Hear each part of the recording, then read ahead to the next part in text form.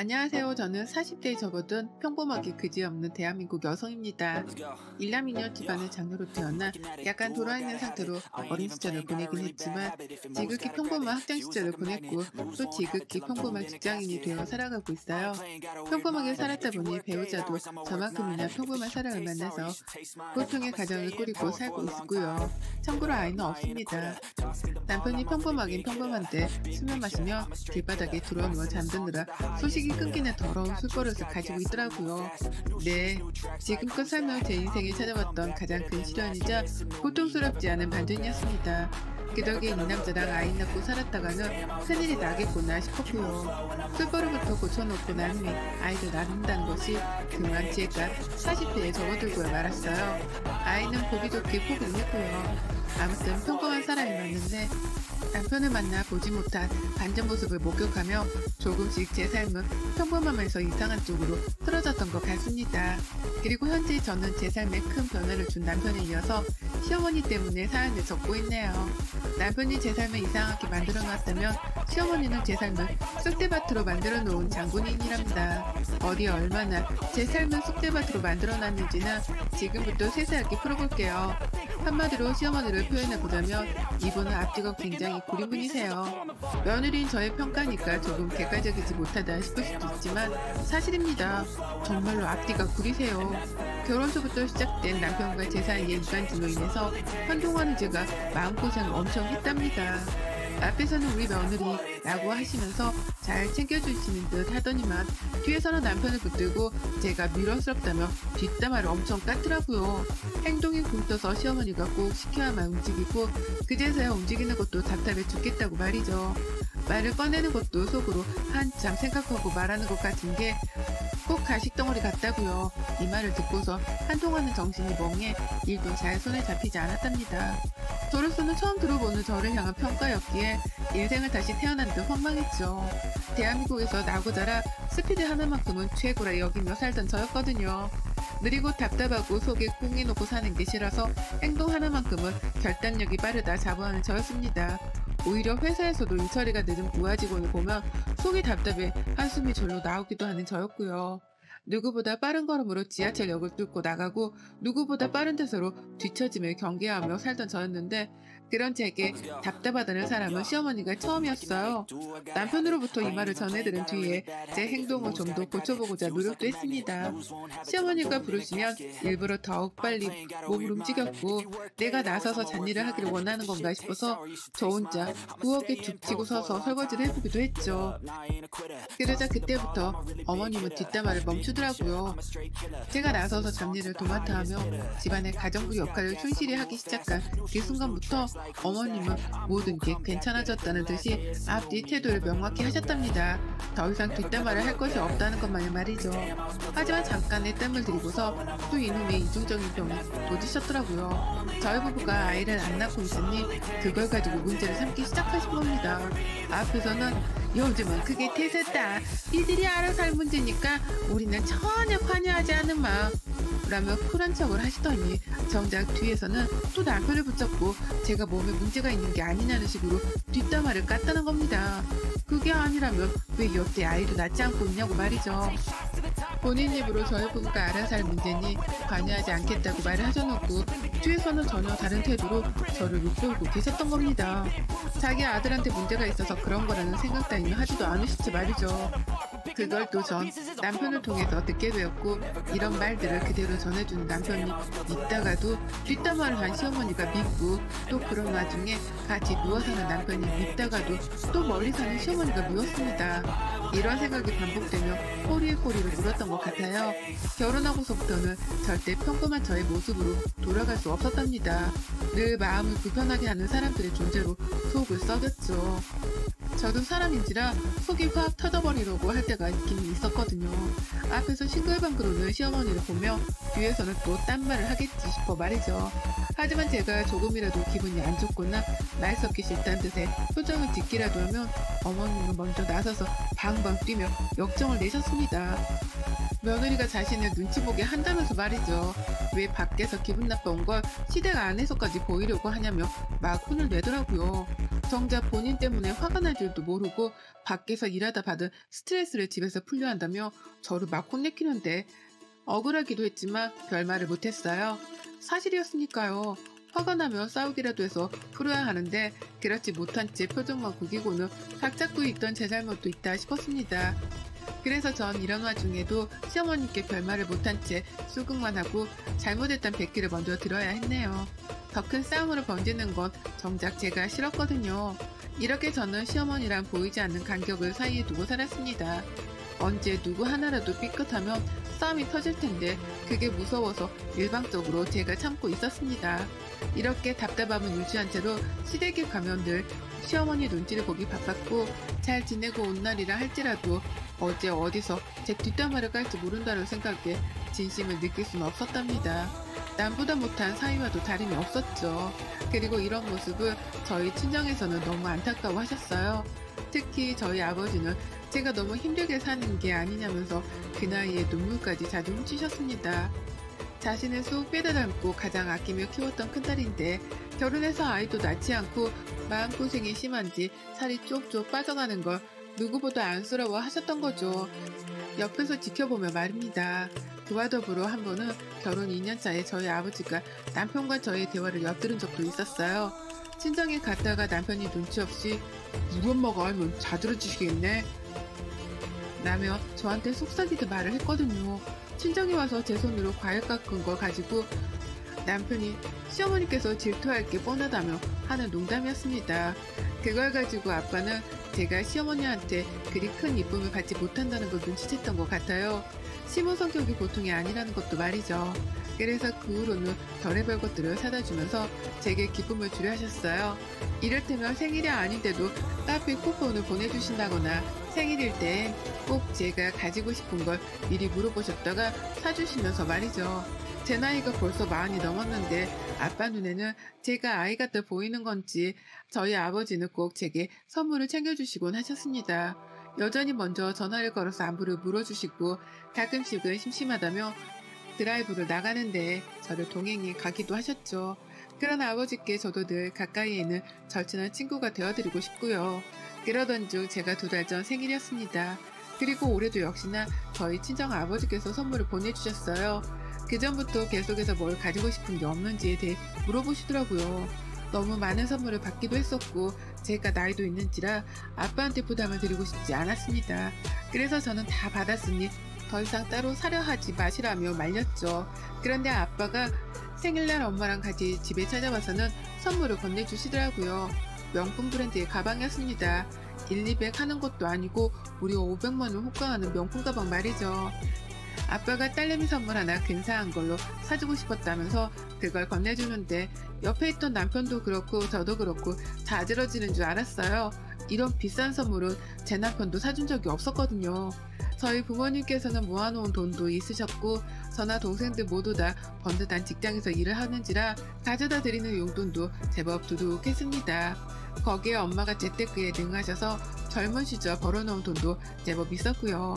부모님의 어려운 지갑 사정을 감안하고 사주신 가방은 아니었기 때문에 큰 부담은 없었지만 그럼에도 불구하고 나이 드신 부모님이 딸 자식 챙긴다며 명품 가방을 사주셨던 사실은 너무나 송구할 따름이었어요.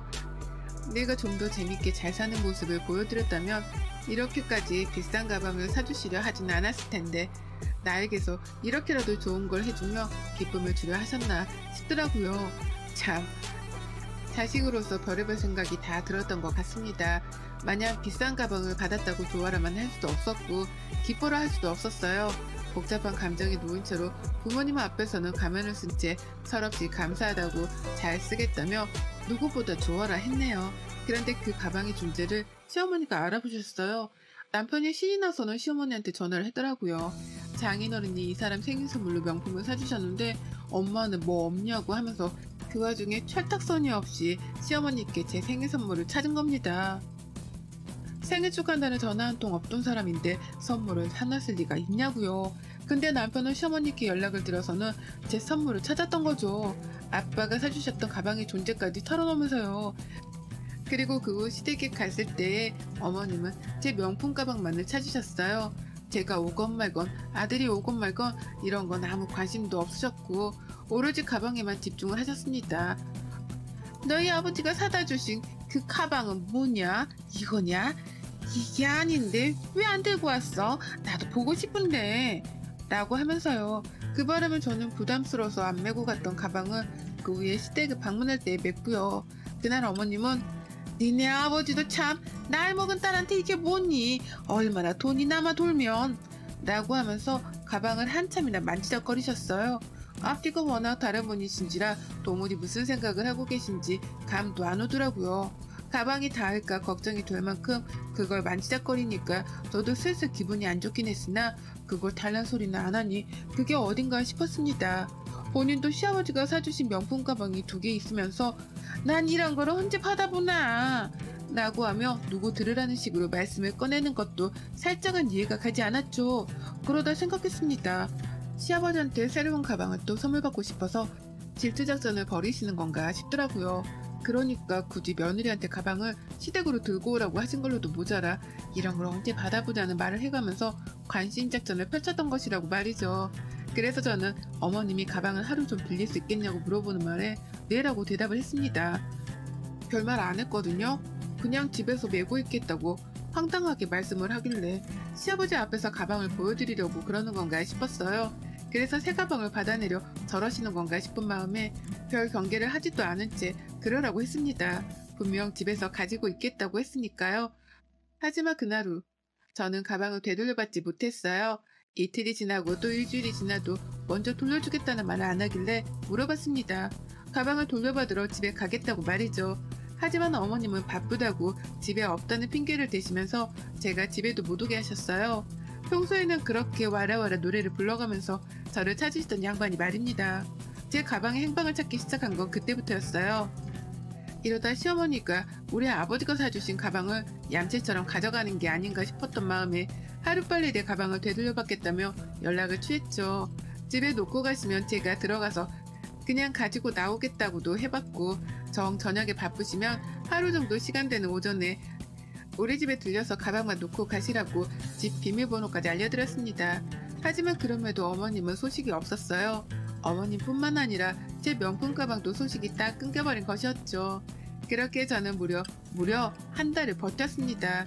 내 아버지가 주신 가방을 제대로 몇 번 들어보지도 못한 채 시어머니한테 가져다 드렸고 그러고는 무려 한 달이나 가방의 행방을 찾지 못한 채 시어머니의 연락을 기다렸어요. 어머님은 그 한 달 사이 저를 집으로 부르기는커녕 연락조차 닿기가 쉽지 않았고 그러는 사이 자기 아들인 제 남편하고도 연락을 안 하시더라고요. 참 희한한 노릇이었죠. 평소 같으면 며느리 뒷담화를 하기 위해서라도 남편이랑은 꼭 통화를 하던 어머님이셨는데 말입니다. 그러다 보니 저도 의심이 증폭되었고 안 되겠다 싶더라고요.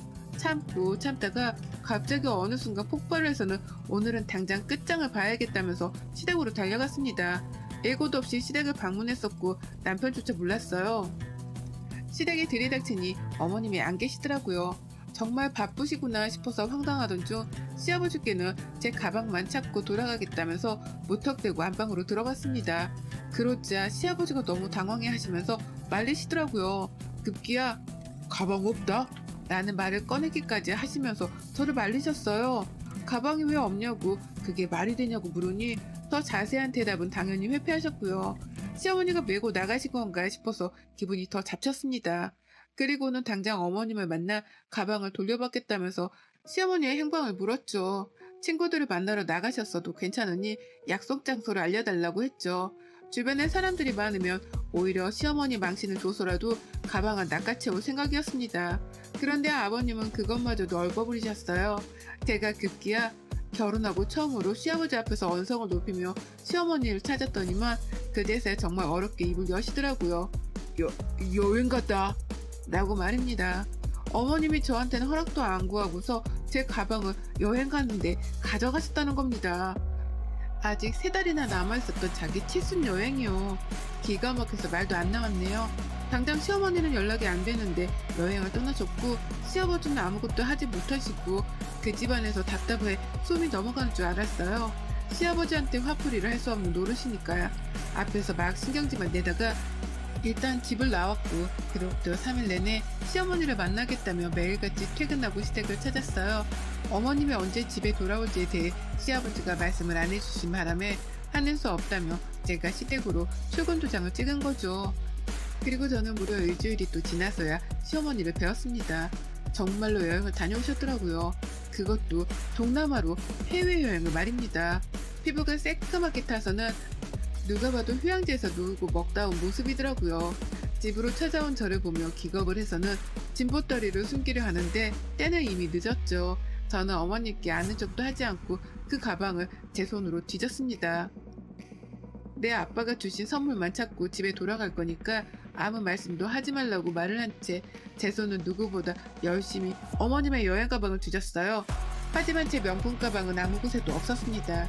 어머님은 다소 난폭한 제 모습에 방법이 없다 싶었는지 앞에서 안절부절을 못하더니만 내 가방 어딨냐고요, 당장 내놔요 라고 발악을 하며 소리를 치는 저를 향해 처절한 목소리로 대답하셨어요. 없어 라고요.